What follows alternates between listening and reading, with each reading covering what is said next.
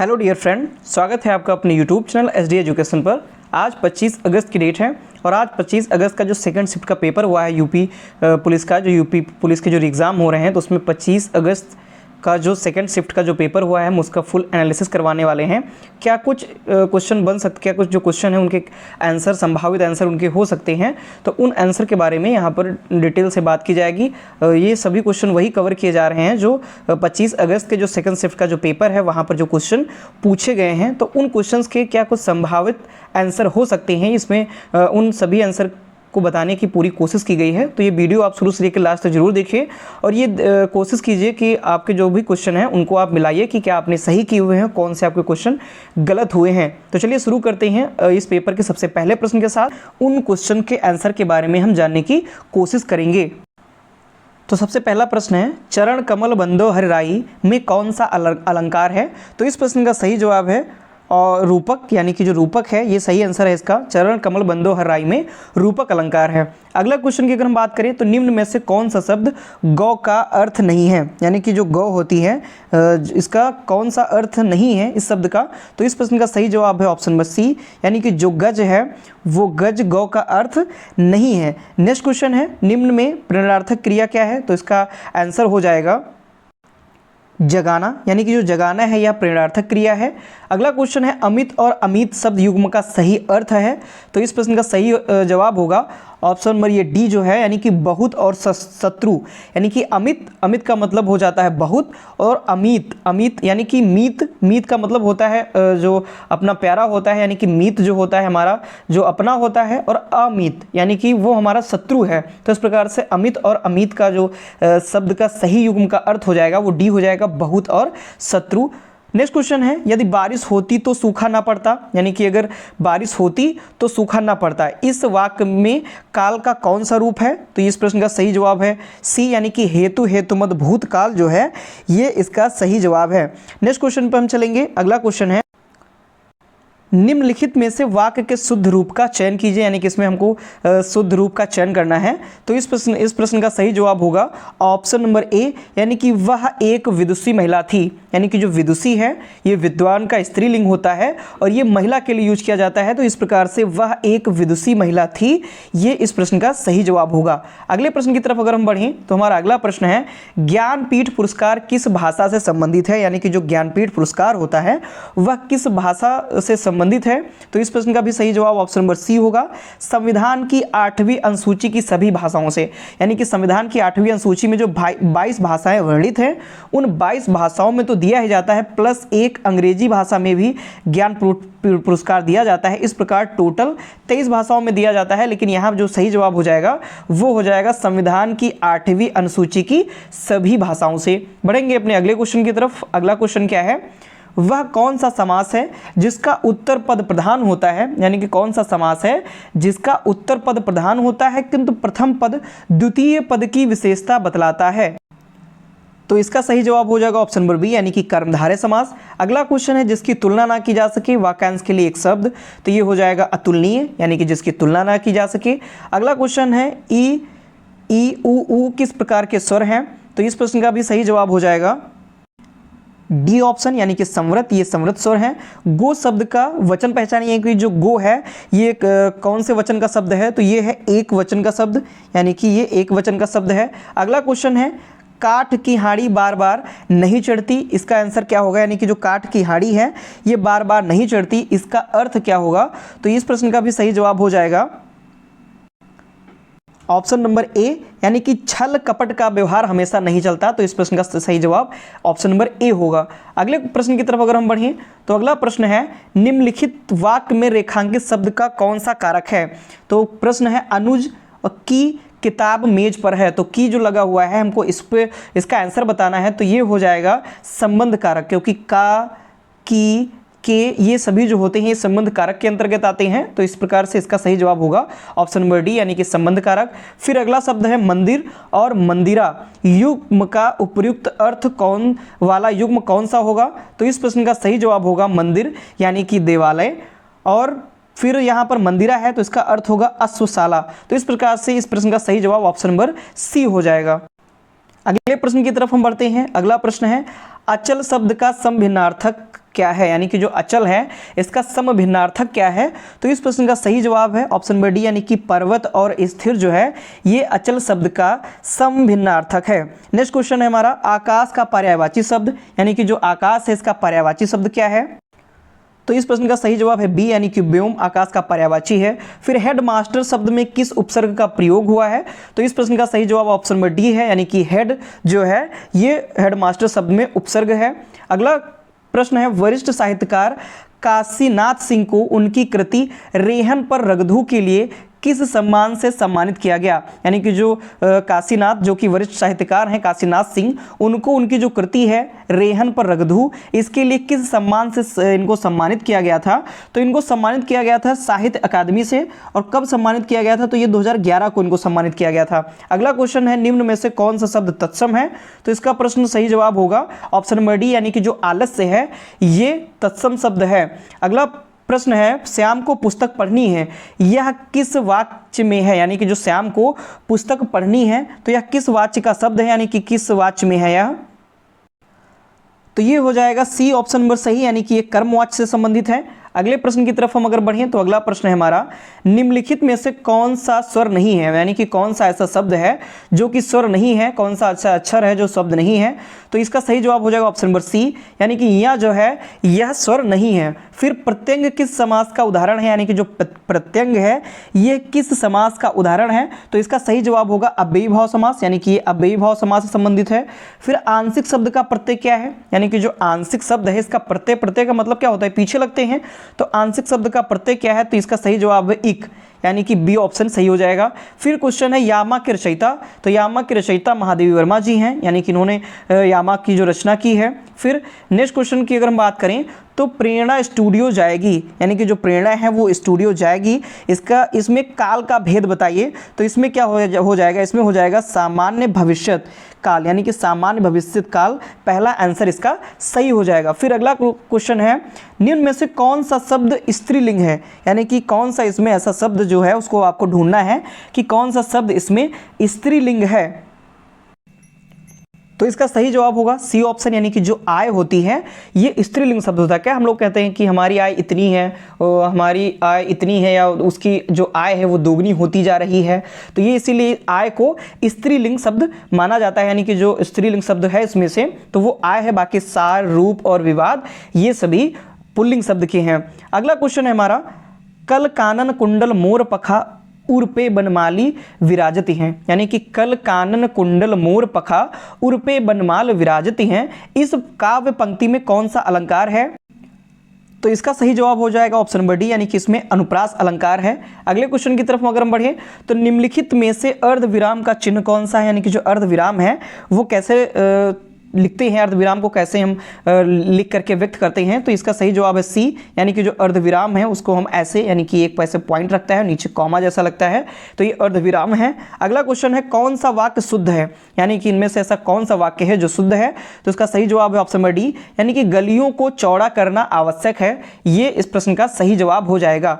अगले प्रश्न की तरफ अगर हम बढ़ें तो अगला प्रश्न है हमारा, कामायनी के रचनाकार, बहुत ही आसान सा क्वेश्चन है, कामायनी के रचनाकार कौन है? तो ये बहुत ही आसान क्वेश्चन है, तो इसका सही जवाब हो जाएगा ऑप्शन नंबर डी, यानी कि जो जयशंकर प्रसाद जी हैं ये कामायनी के रचनाकार हैं। फिर अगला क्वेश्चन है, अरे उसने तो कमाल कर दिया, ये वाक्य है क्या है? निषेधवाचक है कि विस्मयवाचक है कि इच्छावाचक है या प्रश्नवाचक है?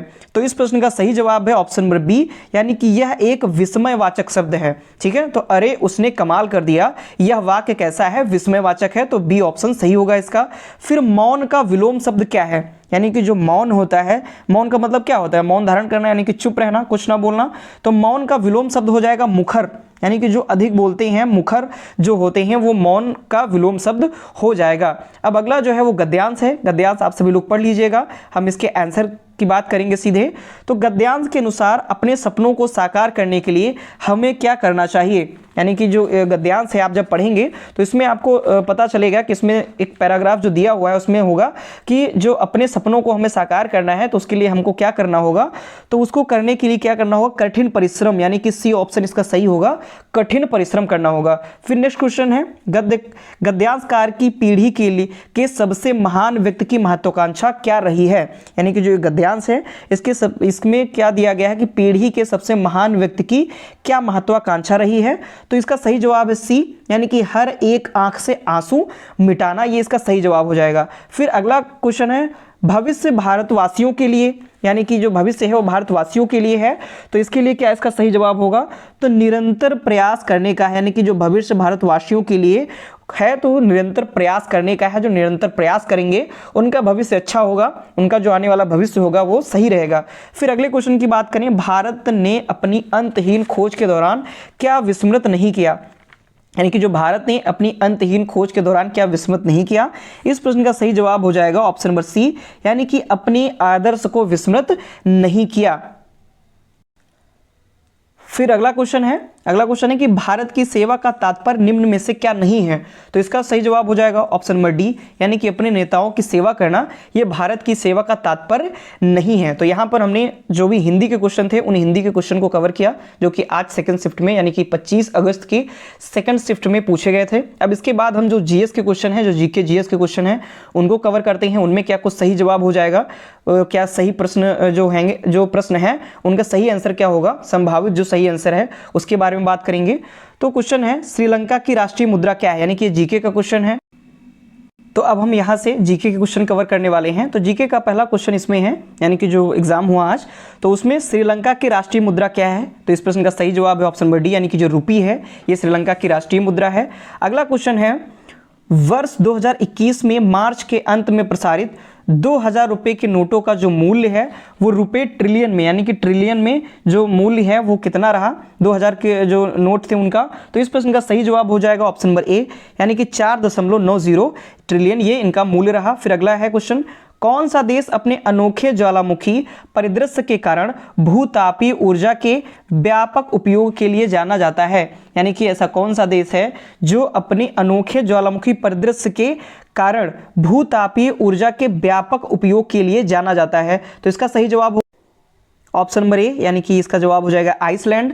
अगले क्वेश्चन की तरफ अगर हम बढ़ते हैं तो अगला क्वेश्चन है, शहरी क्षेत्रों से उपनगरों की ओर पलायन करने वाले आर्थिक रूप से सुरक्षित स्वायत्त लोगों को कहा जाता है, तो इसका सही जवाब हो जाएगा ऑप्शन नंबर डी, यानी इनको सफेद उड़ान या व्हाइट फ्लाइट के नाम से इनको जाना जाता है, तो इस प्रश्न का सही जवाब डी हो जाएगा। फिर अफ्रीका में कितने देश मौजूद हैं, यानी कि जो अफ्रीका है वहां पर टोटल कितने देश हैं, तो इस प्रश्न का सही जवाब है ऑप्शन नंबर सी, यानी कि टोटल वर्तमान में अगर देखा जाए तो अफ्रीका में वर्तमान में 54 देश हैं।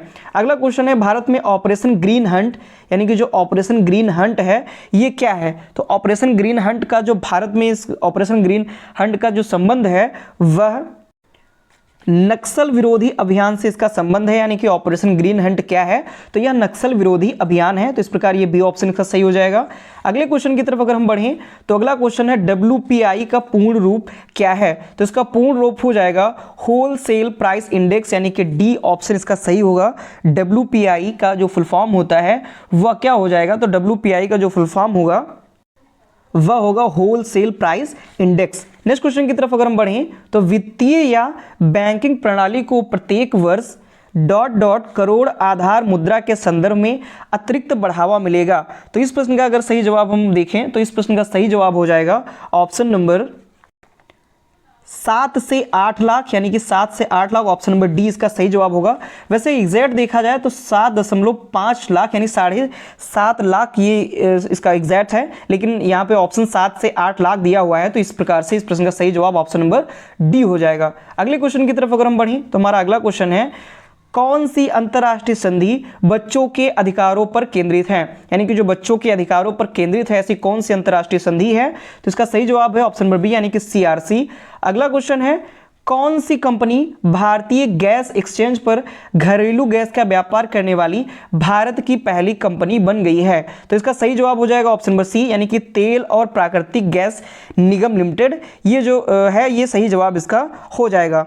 अगले हम अब बात करें अगले क्वेश्चन की, तो सार्क का मतलब क्या है, यानी कि जो सार्क है इसका मतलब क्या है? तो इस प्रश्न का सही जवाब होगा, तो इसका सही जवाब ए हो जाएगा, यानी कि साउथ, जो सार्क है इसका मतलब होता है साउथ एशियाई एसोसिएशन फॉर रीजनल कोऑपरेशन। तो ये फर्स्ट आंसर इसका हो जाएगा। फिर अगले क्वेश्चन की अगर हम बात करें तो अगला क्वेश्चन है, समीक्षकों द्वारा प्रशंसित Netflix OTT series daily crime का जो निर्देशन है ये किसने किया है? तो डेली क्राइम जो कि नेटफ्लिक्स पर ये दिखाई गई थी, जो निर्देशन है इसका किसने किया है? आपने ये जो सीरीज है ये देखी भी होगी डेली क्राइम, तो अगर आपने देखी है तो आपको याद भी होगा। तो इसके जो निर्देशन है वो किसने किया हुआ है? तो इस प्रश्न का सही जवाब होगा ऑप्शन नंबर सी, यानी कि जो रिची मेहता हैं ये इन्होंने इसका निर्देशन किया हुआ है। नेक्स्ट क्वेश्चन की तरफ अगर हम बढ़ें, अगला क्वेश्चन है, अर्थव्यवस्था की दृष्टि से ITC का जो पूर्ण रूप है वह क्या होता है? तो अर्थव्यवस्था की दृष्टि से जो ICT है ये ITC है, इसका फुल फॉर्म होता है इनपुट टैक्स क्रेडिट, यानी कि input tax credit. B option इसका सही हो जाएगा। अगले क्वेश्चन की तरफ अगर हम बढ़ें तो भारत में राष्ट्रीय दुग्ध दिवस किस महीने में मनाया जाता है? तो जो राष्ट्रीय दुग्ध दिवस है जिसे नेशनल मिल्क डे के नाम से भी जानते हैं, तो यह भारत में कब मनाया जाता है, किस महीने में मनाया जाता है? तो यह नवंबर में मनाया जाता है, यानी कि बी ऑप्शन इसका सही हो जाएगा। अगले क्वेश्चन की तरफ हम बढ़ें तो राष्ट्रीय राजमार्ग अधिनियम 1956 किस कर नीति पर लागू होता है? तो इसका सही जवाब हो जाएगा डी, यानी कि टोल कर।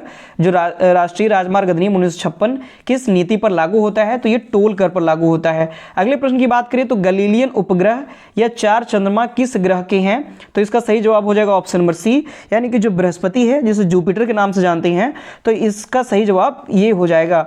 अगला क्वेश्चन है, लोकसभा भंग करने की शक्ति किसके पास है? तो लोकसभा भंग करने की शक्ति राष्ट्रपति के पास होती है। ये भी एकदम सिंपल सा क्वेश्चन है। अगले क्वेश्चन की अगर हम बात करें तो निम्नलिखित में से कौन महात्मा गांधी राष्ट्रीय रोजगार गारंटी अधिनियम, यानी कि इसे मनरेगा के नाम से जानते हैं, तो इसकी एक विशेषता क्या है? तो इसका सही जवाब हो जाएगा ए, यानी कि प्रतिवर्ष 100 दिन के वेतन रोजगार की गारंटी, क्योंकि यह रोजगार ग्रामीण रोजगार गारंटी योजना भी है, तो इसीलिए सही जवाब प्रतिवर्ष 100 दिन के वेतन रोजगार की गारंटी। अगले प्रश्न की तरफ अगर हम चलें तो अगला प्रश्न है, आसियान के संबंध में भारत की एक एक्ट ईस्ट नीति का क्या महत्व है? यानी कि जो आसियान ग्रुप्स है उसके संबंध में भारत की एक्ट ईस्ट नीति का क्या महत्व है? तो इस प्रश्न का सही जवाब हो जाएगा दक्षिण पूर्व एशियाई जो देश है, यानी कि दक्षिण पूर्व एशियाई देशों के साथ आर्थिक, स्मारक और सांस्कृतिक संबंधों को बढ़ावा देती है। तो इसका सही जवाब हो जाएगा ए। अगले प्रश्न की तरफ अगर हम बढ़ें तो हाल ही में किस मिशन को अंतरिक्ष अन्वेषण के लिए 2024 जॉन एल जैक स्वीगर्ट जूनियर पुरस्कार मिला हुआ है?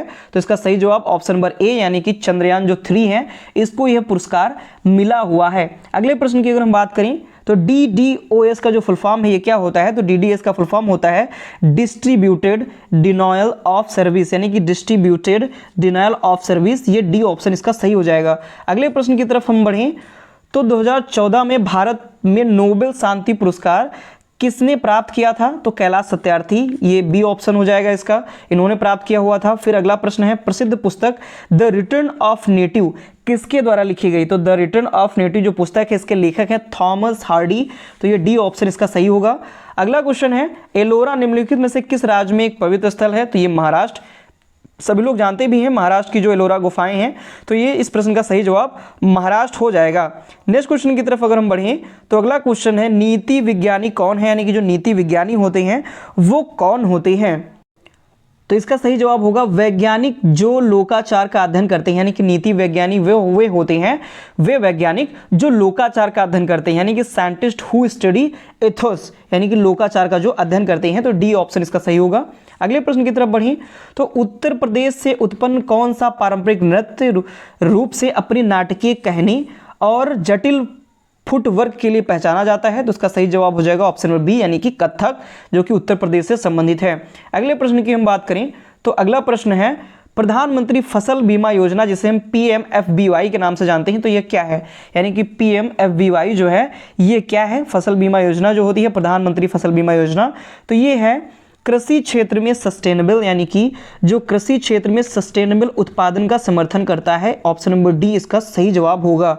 अगले प्रश्न की हम बात करें तो ट्विटर और इंस्टाग्राम जैसे सोशल मीडिया प्लेटफॉर्म पर वेरीफाइड अकाउंट क्या दर्शाता है, यानी कि ऐसा अकाउंट जो वेरीफाइड होता है। आप सभी लोग ट्विटर और इंस्टाग्राम चलाते भी हैं तो वहां पर आपने वेरीफाइड अकाउंट है वो देखे भी होंगे। तो वेरीफाइड अकाउंट क्या दर्शाता है, तो यह खाता एक सार्वजनिक व्यक्ति या संगठन से संबंधित है और प्रमाणित है, यह दर्शाता है। तो इस प्रकार यह ए जो आंसर होगा वो सही हो जाएगा। अगले प्रश्न की बात करें, मानव अधिकारों के सार्वभौमिक घोषणा का कितनी भाषाओं में अनुवाद किया गया है, तो इसका जो अनुवाद है ये 500 भाषाओं में इसका अनुवाद किया गया है। इस प्रश्न का सही जवाब सी हो जाएगा। फिर जो रियल है ये किस देश की मुद्रा है, यानी कि जो रियल है ये किस देश की मुद्रा है, तो इसका भी सही जवाब हो जाएगा ऑप्शन नंबर ए, यानी कि जो ब्राजील देश की यह मुद्रा है। अगले प्रश्न की बात करें, भारत की लुक ईस्ट यानी कि पूर्व की ओर देखो, इस नीति का क्या उद्देश्य है, तो इसका उद्देश्य है दक्षिण पूर्व एशिया के साथ, यानी कि दक्षिण पूर्व एशिया के साथ आर्थिक और सामरिक संबंधों को मजबूत करना। तो इसका सही जवाब हो जाएगा डी। अगले प्रश्न की तरफ अगर हम बढ़ें तो नेक्स्ट प्रश्न है, 1942 में भारत छोड़ो आंदोलन के समय भारत का वायसराय कौन था, तो 1942 में जो भारत छोड़ो आंदोलन के समय भारत का जो वायसराय था वो था लॉर्ड लिनलिथगो, यानी कि जो लॉर्ड लिनलिथगो है यह 1942 में भारत छोड़ो आंदोलन के समय वायसराय था। डी ऑप्शन इसका सही हो जाएगा। फिर डॉट डॉट में कंप्यूटर में इनपुट से पहले या उसके दौरान डेटा बदलना शामिल है, तो इसका सही जवाब हो जाएगा डेटा डिडलिंग, यानी कि जो डेटा डिडलिंग है, डेटा डिडलिंग में कंप्यूटर में इनपुट से पहले या उसके दौरान डेटा बदलना शामिल होता है। अगला क्वेश्चन है, ट्रेडमार्क, कॉपीराइट और पेटेंट है यह क्या है, तो यह अमूर्त संपत्ति है। ये ऑप्शन सही हो जाएगा, यह अमूर्त संपत्ति है। अगले प्रश्न की अगर हम बात करें तो अगला प्रश्न है, कौन सा देश 2021 में बिटकॉइन को कानूनी मुद्रा के रूप में उपयोग करने वाला पहला देश बन गया था, तो ये अल सल्वाडोर है, यानी कि बी ऑप्शन इसका सही हो जाएगा। अगला क्वेश्चन, निम्नलिखित में से कौन सा देश प्रयोगशाला में नियंत्रित केंद्रीय संलयन प्राप्त करने वाला पहला देश है, यानी कि जो प्रयोगशाला में नियंत्रित केंद्रीय संलयन प्राप्त करने वाला पहला देश कौन सा है, तो ये है यूनाइटेड किंगडम। ऑप्शन ए इसका सही जवाब हो जाएगा। अगले प्रश्न की बात करें, किस दिन को धूम्रपान निषेध दिवस के रूप में मनाया जाता है, यानी कौन सा ऐसा दिन है जिसको धूम्रपान निषेध दिवस के रूप में मनाया जाता है, तो इसका सही जवाब हो जाएगा ए, यानी कि मार्च का जो दूसरा बुधवार है यह धूम्रपान निषेध दिवस के रूप में मनाया जाता है। अगले प्रश्न की तरफ अगर हम बढ़ें तो अगला प्रश्न है, भारत का सबसे बड़ा संग्रहालय कौन सा है, तो भारतीय संग्रहालय कोलकाता जो है ये भारत का सबसे बड़ा संग्रहालय है। तो इस प्रकार ये डी ऑप्शन जो है इसका सही होगा, यानी कि भारतीय संग्रहालय भारत जो कि कोलकाता में है ये भारत का सबसे बड़ा संग्रहालय है। अगले प्रश्न की तरफ हम बढ़ेंगे तो ये थे हमारे जो भी क्वेश्चन हिंदी और जीके के जो आज के पेपर में यानी कि 25 अगस्त के सेकंड शिफ्ट के पेपर में पूछे गए थे, हमने इन जो क्वेश्चन है इनके क्या कुछ संभावित आंसर हो सकते हैं उन आंसर को बताया हुआ है। इसके बावजूद अगर कोई त्रुटि होती है तो उसके लिए क्षमा प्रार्थी हैं। बाकी जो भी संभावित प्रश्न है इनके संभावित उत्तर क्या हो सकते हैं, क्या आंसर इसके हो सकते हैं, उसका फुल एनालिसिस किया गया है। अगर आपको यह जो एनालिसिस है, ये जो इसके आंसर जो बताए गए हैं, अगर आपको समझ में आते हैं, अगर आपको अच्छे लगते हैं तो आप कमेंट में जरूर बताइएगा।